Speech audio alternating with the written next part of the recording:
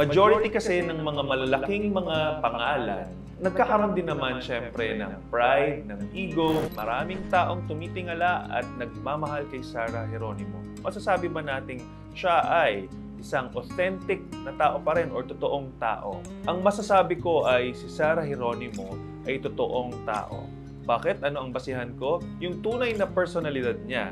We could say na she is an introvert. We get to see that in spite of the stardom that she has. Majority kasi ng mga malalaking mga pangalan sa industriya ng singing ay nagkakaroon din naman syempre ng pride, ng ego, but with Sarah, hindi ko po naramdaman yun.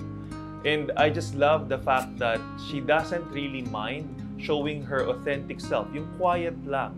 And then, magta-transition kapag she's about to perform na. When we see that transition, that only goes to show na itong tao na ito ay hindi people pleaser lamang.